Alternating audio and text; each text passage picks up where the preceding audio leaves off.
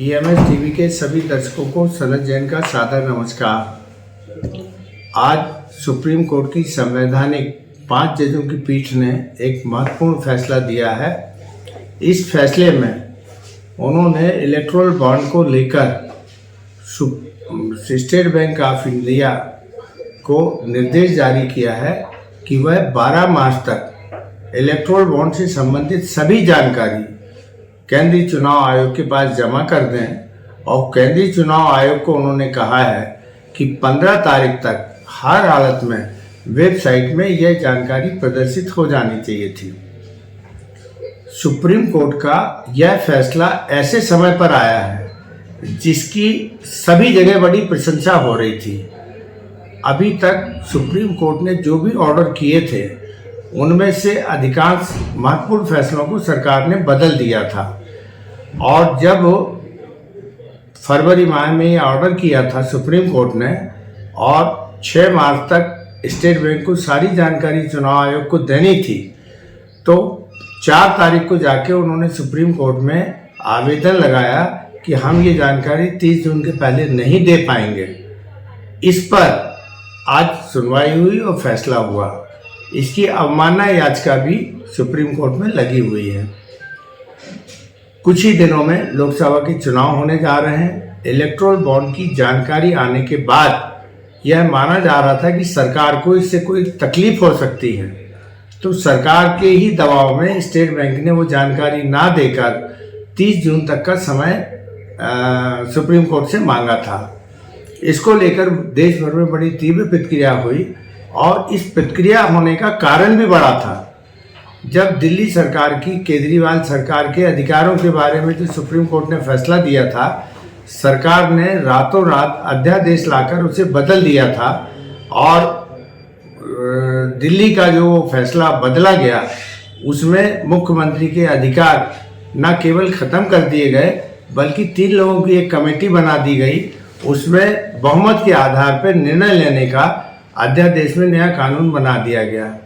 कुछ इसी तरीके की स्थिति जब महाराष्ट्र की सरकार गिरी थी और सुप्रीम कोर्ट ने ये फैसला दिया था कि राज्यपाल की भूमिका असंवैधानिक थी और राज्यपाल को इस तरीके से कोई अधिकार प्राप्त नहीं थे और उन्होंने विधानसभा अध्यक्ष को जो 16 सदस्य जिनका दल बदल का मामला पेंडिंग पड़ा हुआ था उसके बारे में तुरंत निर्णय लेने की बात कही थी और उसको भी सरकार ने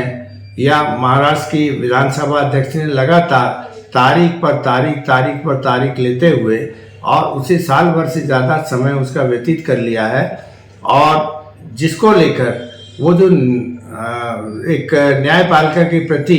कि जो उद्धव ठाकरे की सरकार गिरी थी और जो नई सरकार को सुप्रीम कोर्ट ने असंवैधानिक भी बता दिया था, फिर भी उन्होंने कहा था सरकार बन गई है, लेकिन अब जो 16 विधायकों वाला मामला है उसको निपटा के और आप इसके बारे में फैसला करें, तो उस फैसले को भी बड़े लंबे समय तक टाला गया। चुनाव आयोग की नियुक्ति को लेकर सुप्रीम कोर्ट ने जो फैसला दिया था उसमें ये कहा था कि सुप्रीम कोर्ट के मुख्य न्यायाधीश और प्रधानमंत्री जी और नेता प्रतिपक्ष 3 लोगों की कमेटी होगी और यह 3 लोगों की कमेटी चुनाव आयुक्तों की नियुक्ति करेगी जब तक कि सरकार कानून नहीं बनाती है। सरकार ने सुप्रीम कोर्ट के इस फैसले के बाद ताबड़तोड़ कानून बनाया और उसमें उन्होंने प्रधानमंत्री और प्रधानमंत्री द्वारा नियुक्त एक मंत्री और नेता प्रतिपक्ष ऐसा कहते हुए सुप्रीम कोर्ट के आदेश को बदलने का काम किया। इससे जब ये इलेक्टोरल बॉन्ड में स्टेट बैंक ने समय मांगा तो पूरे देश में इस बात की आशंका हो गई थी कि अब सुप्रीम कोर्ट से कोई फैसला नहीं आएगा और एक बार फिर तारीख पर तारीख होते हुए और सरकार जानकारी देगी या नहीं देगी इसकी भी आशंका व्यक्त की जाने लगी थी। बहरहाल सुप्रीम कोर्ट की 5 सदस्यों की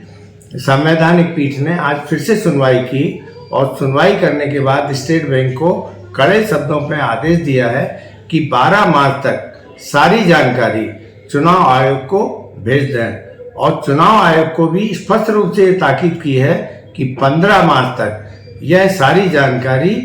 चुनाव आयोग के वेब पोर्टल पर प्रदर्शित हो जानी चाहिए। तो इसको लेकर न्यायपालिका की साख विशेष रूप से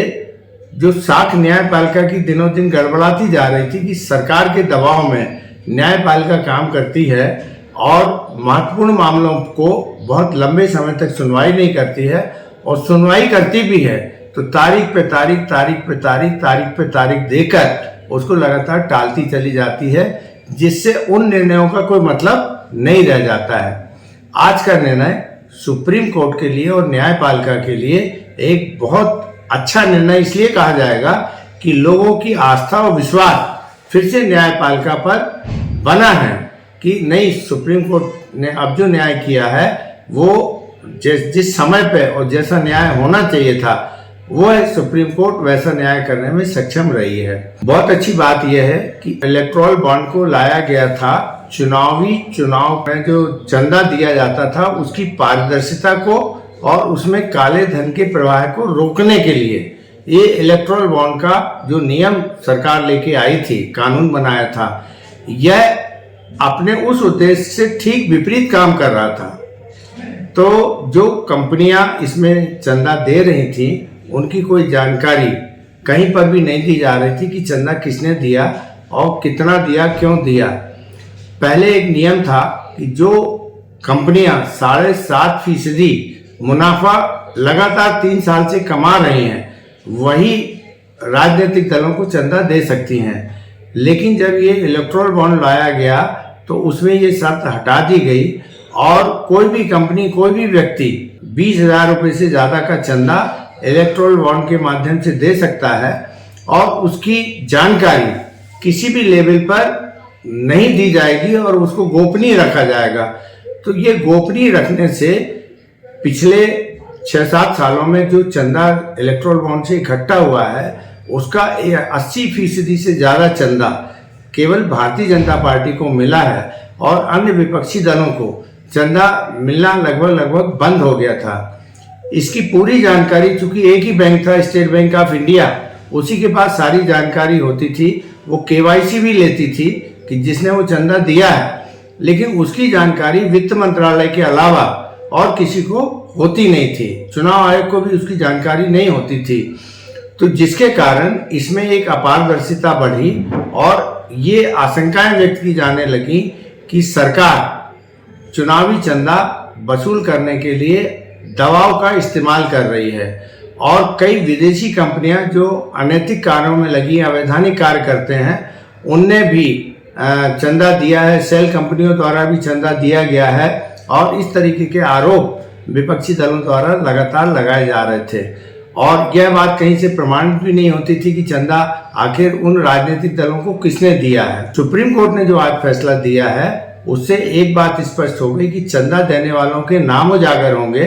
और जिन ने चंदा दिया है वो सभी के सामने आएंगे कि उन्होंने चंदा दिया है। कुछ विपक्षी दलों ने यह भी आरोप लगाए थे कि जिनके यहाँ ED और CBI ने छापे डाले थे, आयकर ने छापे डाले थे, उसके बाद उन कंपनियों ने कभी इसके पहले चंदा ही नहीं दिया था राजनीतिक दलों को, लेकिन उन छापे के बाद उन्होंने चंदा भी राजनीतिक दलों को दिया है इलेक्टोरल बॉन्ड के माध्यम से। एक सूचना इस तरीके की निकल के आई थी और ये कहा जाने लगा था कि अब ED CBI भाजपा के लिए चंदा उगाने का भी काम कर रही है।